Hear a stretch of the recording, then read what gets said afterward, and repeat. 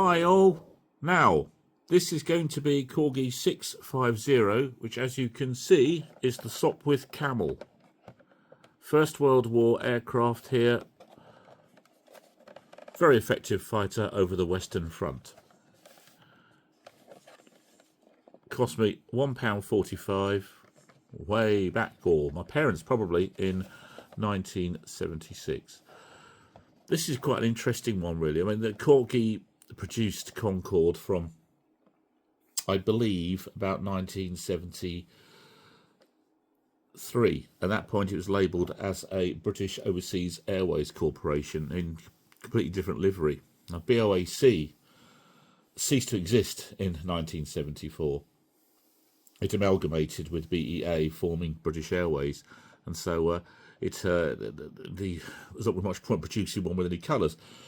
Even though, of course, the test flights had happened, and the Concorde was on its way to entering service at that point, but BOAC colours became redundant. Now, Concorde first entered service in 1976, and here Concorde has given a rather nice little summary here, which I'll read out to you because you can't read it. Development of Concorde is a British and French joint product representing a new dimension in travel. Supersonic flight at twice the speed of sound, with time schedules being halved. Concorde has a cruising speed of 1,350 miles per hour, Mach 2. Since the original prototypes 001 and 002 first flew in March and April 1967, airlines demanded a larger plane. Capacity was increased from 80 to 130 passengers, the fuselage being extended with more powerful engines fitted. The first British 01 pre-production Concorde flew in December 1971, followed by further modified French 02 in January 1973. And by mid-73, the four Concordes had flown 2,000 hours with flights to all parts of the world, setting amazing standards of reliability and proving the reality of supersonic passenger flight. That went well, didn't it? The first British Airways Concorde service, London to Bahrain, commenced 21st of January 1976. And so Corgi produced two of these, number 650 and number 651, which you'll see in a minute or two, to commemorate that first commercial flight. They did it in two different colours, as you'll see, one in British Airways and Air France as well. Oh, excuse me. So here we are. So this particular one was introduced in 1976, and I think, don't quote me, but I think it carried on in this pattern, in this form, until 1979, and then they repackaged it, reboxed it, and Corgi started producing various Concordes. I think they still are, actually, with sort of strange patterns and Union Jacks all over them, and even Harrods had their own sort of golden one and things like this. So Concorde's shelf life as a toy, if you can call it a toy, went on for many years. In fact, really looking at this, you have to question, is it really a toy, or is it an early sort of display model? Because this is no play features. You know that you can do anything with it, apart from just look at it, really. You've got the droop snout, but that's it. So, but nonetheless, so it crosses the line, really, I think, between a toy and a model. No, not this. Okay, let's have a look at it. Well, they're rather battered innards, so I hope it's rather battered innards. It sounds like me. There we are. Okay. On this, whoops, plinth there. Oh, okay. This inside there is a display stand. And I'll take it out. Come on. Come on. Carefully now. That's it.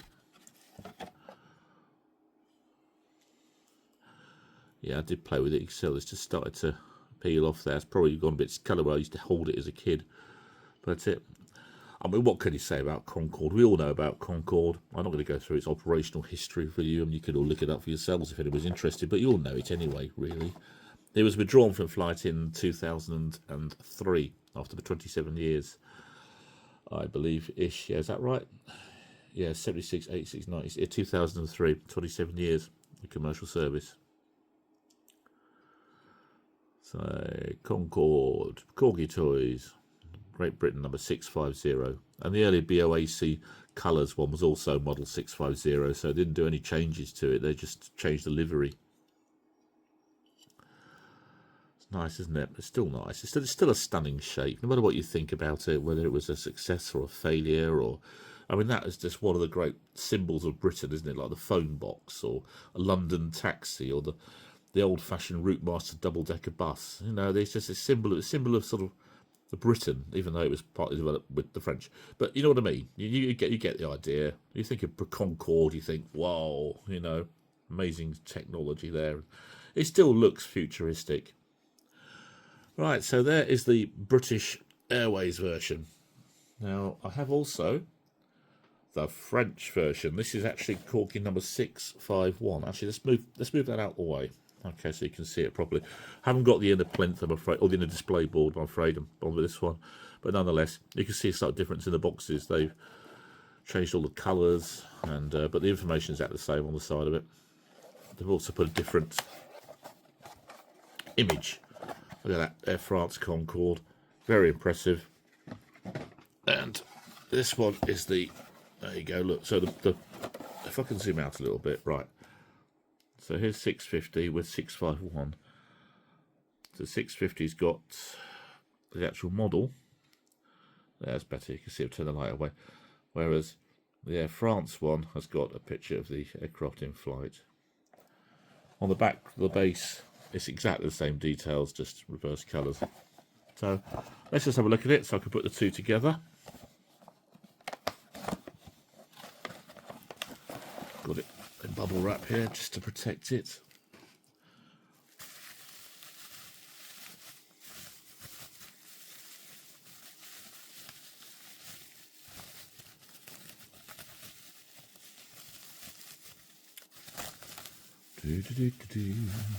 Come back half an hour, have a cup of tea. There we are, look, Air France colours. It's actually better condition than my one. Well, I mean the other one, it's not as worn on the stickers.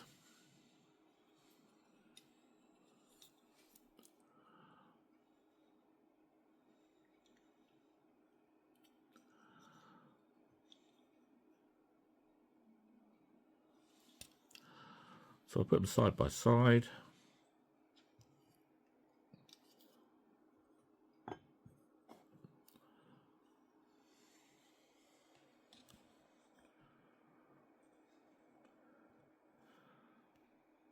There we are. They do look quite nice on display stands too, because they're like taking off or landing mode. So you could put, if I slot that in there.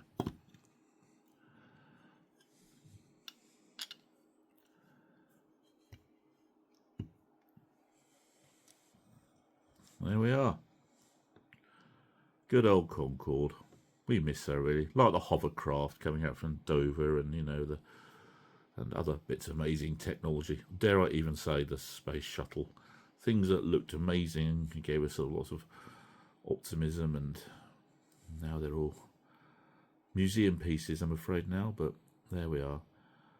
Right, okay. Well, thank you very much for watching this, and be back soon with something else. Bye. Au revoir.